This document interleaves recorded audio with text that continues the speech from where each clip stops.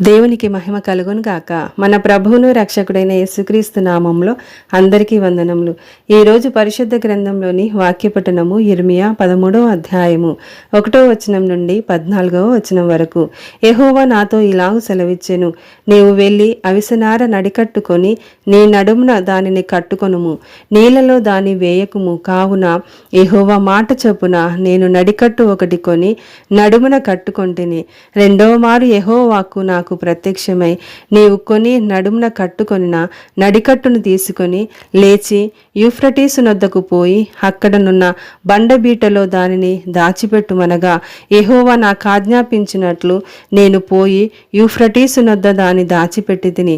అనేక దినములైన తరువాత యెహోవా, నీవు లేచి యూఫ్రటీసు నొద్దకు పోయి నేను అక్కడ దాచిపెట్టుమని నీకు ఆజ్ఞాపించిన నడికట్టును అక్కడ నుండి తీసుకొనుమని నాతో చెప్పగా, నేను యూఫ్రటీసు నొద్దకు పోయి త్రవ్వి ఆ నడికట్టును దాచి పెట్టిన చోట నుండి దాన్ని తీసుకొంటిని.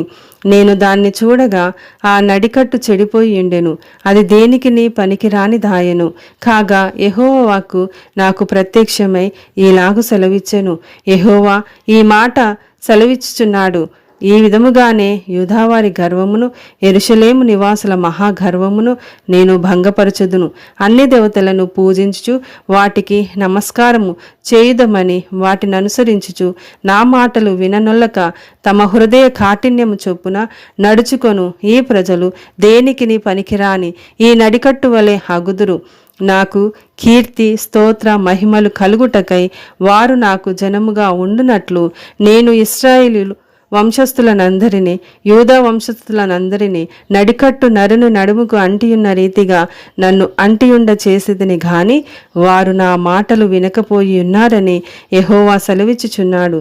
కాబట్టి నీవు వారితో చెప్పవలసిన మాట ఏదనగా, ఇశ్రాయేలు దేవుడైన యెహోవా ఇలాగు సెలవిచ్చుచున్నాడు, ప్రతి సిద్ధయు ద్రాక్షారసముతో నింపబడును, ప్రతి సిద్ధయు ద్రాక్షారసముతో నింపబడునని మాకు తెలియదా అని వారు నీతో అనిన ఎడల నీవు వారితో ఈ మాట చెప్పుము.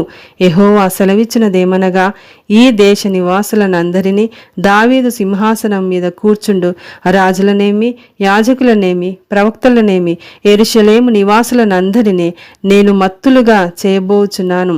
అప్పుడు నేను తండ్రులను కుమారులను అందరినీ ఏకముగా ఒకని మీద ఒకని పడద్రోయుదునని యెహోవా సెలవిచ్చుచున్నాడు.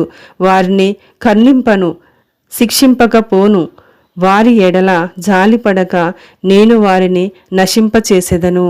ఆమేన్.